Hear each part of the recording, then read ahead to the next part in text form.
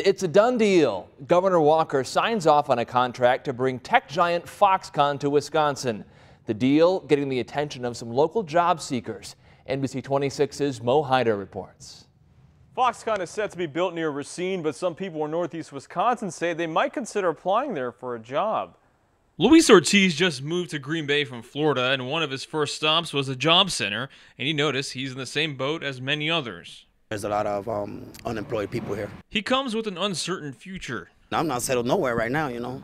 I just settled here, let's see, like 3-4 days ago, and I like the state. But as Governor Walker signed the contract to bring Foxconn to the Badger State, he wanted to make one thing clear. We want more people to move up here and work up here, not just for Foxconn, but for all the other great businesses that are going to be a part of this larger ecosystem. Walker says Foxconn will bring 13,000 jobs to Wisconsin, giving people like Ortiz a reason to pack up his bags and move to southeast Wisconsin. It's worth the ride, you know. As long as it's work, it's worth the ride. So you'd be willing to move? I've been willing to move, yeah. Governor Walker said he expected to see a groundbreaking in the springtime. No immediate update on that today. In the Green Bay newsroom, Mo Hyder reporting for NBC 26. Bay Area Workforce Development says they focus on local jobs, but tell us that they have placed people all around the state. From new jobs to losing jobs, it has been a difficult few months for workers in the Fox Valley. Several major paper plants have announced layoffs. Now, a cheese factory in Fond du Lac is closing as well. NBC 26's Max Grossfeld is live in studio tonight. Max. The Saputo cheese plant in Fond du Lac has been a staple of the Fond du Lac community for decades. The company announced this week the plant will close in May. When that happens, more than 125 people will lose their jobs. Still, despite these recent job losses in the Valley, Fond du Lac executive Alan Beagle is optimistic about his county's economic future. He says the county has worked with businesses providing low-interest loans so they can expand. The county paid for that through a 0.5% sales tax increase.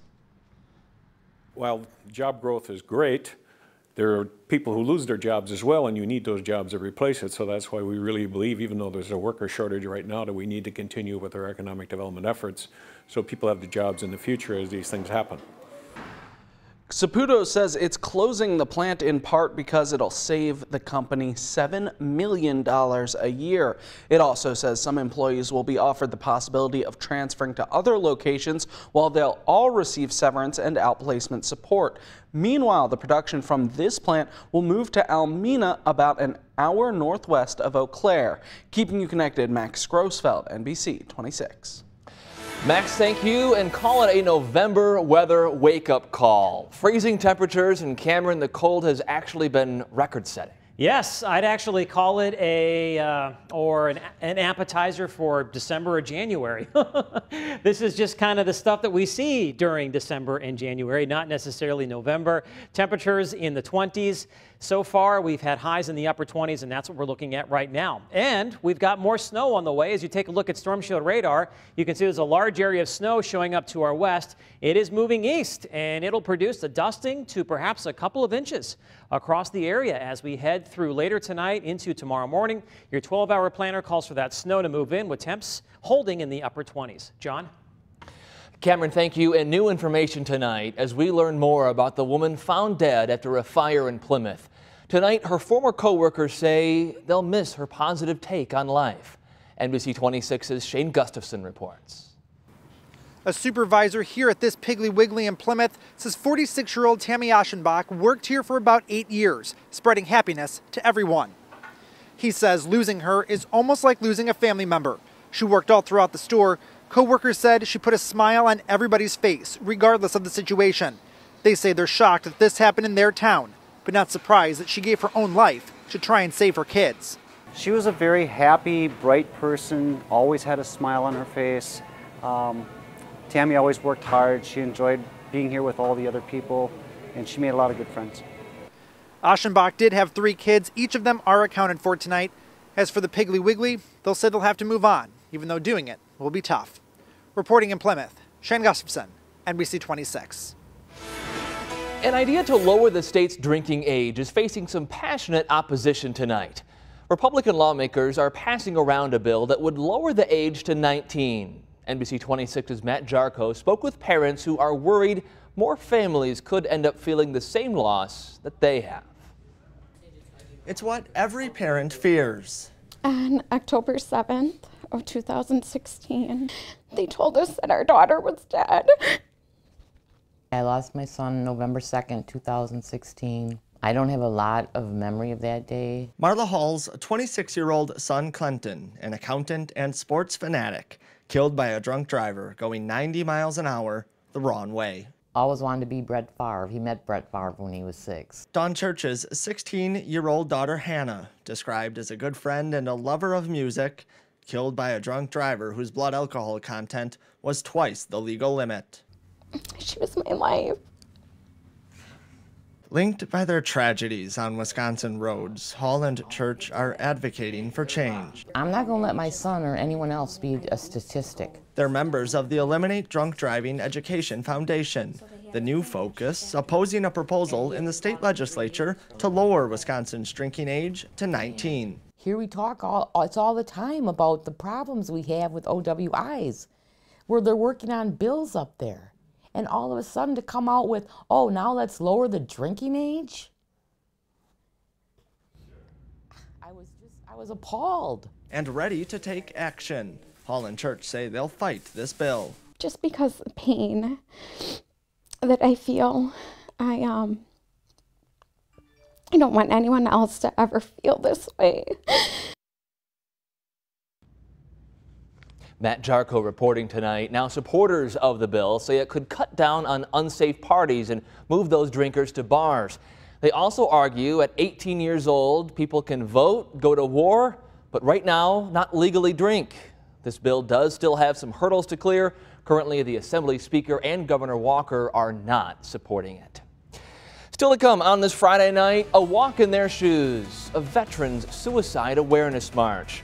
Plus, ringing for a cause. The famous Red Kettles are back just in time for holiday season. You are connected to NBC 26 News at 10 with Cassandra Duvall, John Erickson, Chief Meteorologist Cameron Moreland, and Sports Director Charlie Sakaitis. NBC 26 News at 10, keeping you connected. And now, your Storm Shield forecast with NBC 26 Chief Meteorologist Cameron Moreland. Our taste of winter continued today. Our normal high temperature is in the mid-40s. Most of us were stuck in the 20s. In fact, today was the earliest day with highs in the 20s in 28 years. The last time we had a day this early in the season, fall/winter season, with highs in the 20s was on November 3rd, 1991, when the high temperature was 22 degrees. But it is going to start to warm back up. Here's a look at your 7-day temperature trend, all the way up to around freezing tomorrow, upper 30s on Sunday, and then we'll see some 40s as we head into next week. Of course, in order to have a really cold day, you need to have a cold morning as well, and we certainly had that. Record cold temperatures across much of Wisconsin. Temperatures were below zero across the northwestern and northern part of the state. Here in the NBC 26 viewing area, the cold spot was Crivets, coming in at 2. We had 8 in Appleton. The thermometer bottomed out at 11 in Green Bay, and it hit 12 in Fond du Lac. So tonight I'm going to ask you, did you feel deja vu today? Well, you should have. We broke record highs today, we broke record lows today, and a year ago we broke record highs. Just within 1 year, from November 10th, 2016 to November 10th, 2017. That's pretty amazing. Just opposite sides of the spectrum from 1 year to the next. What a difference a year makes, right? Temperatures across the area range from the lower 20s in Antigo right now to the lower 30s in Kewaunee. We've got a southerly wind that is going to keep temperatures steady or slowly climbing throughout the night. We had a mixture of clouds and sunshine across northeast Wisconsin today, and a few lake effect snow showers and flurries. You can see that activity here on Storm Shield radar moving in from the south and east. Those lake flakes gradually came to an end, but you can see what is now quickly moving in from the west-northwest. The area of high pressure that brought us the record cold this morning is shifting east. Our next weather maker is moving in across parts of South Dakota and Minnesota, and this area of snow will be moving into northeast Wisconsin as we head past midnight. Here's a look at SkyCast showing that area of snow moving east-southeast. By 3 o'clock in the morning, it'll be snowing from the Fox Valley north and west. The snow will continue into tomorrow morning, and then it'll taper off to some light snow or perhaps a wintry mix as we head through the afternoon. It looks like the highest totals will be across the north, lower totals across the south. Most spots from about Appleton north will see an inch, maybe 2 inches, with some locally higher amounts across the far north. South of Appleton, more than likely an inch or less by tomorrow morning. And November is no stranger to snow. We typically pick up about 4 inches of snow during the month of November. Highs tomorrow will be a little bit warmer compared to what we've been seeing, but still 10 to 15 degrees below normal for this time of year. So tonight, look for snow to develop. It's going to be much warmer than last night. Temperatures holding steady or slowly rising. Tomorrow, snow tapering to a light wintry mix. It'll be breezy. Look for a high temperature right around 32. My 3-degree guarantee for tomorrow is 32. If I can hit that high within 3 degrees, we will donate $100 to St. Vincent de Paul. And we did that today. I forecast a high of 29, and so far the high was 27, but we may go up another degree or so before we hit midnight. On Sunday, clouds mixing with some spotty sunshine. Sun and clouds on Monday. We warm up on Tuesday, mid-40s, a chance for some late-day rain showers, and then a good chance for some rain showers on Wednesday, with temperatures getting actually to above normal levels, something we haven't seen very much of so far this month. All right, I do want to say a quick hello to all of the second graders who stayed up tonight to watch themselves on TV. Of course, these are second graders from Crivets Elementary School. And John, maybe I'm a bad weatherman because I told them that they could stay up tonight since it was a Friday night, right? Get to stay up after their bedtime to watch themselves on TV. I think that's okay.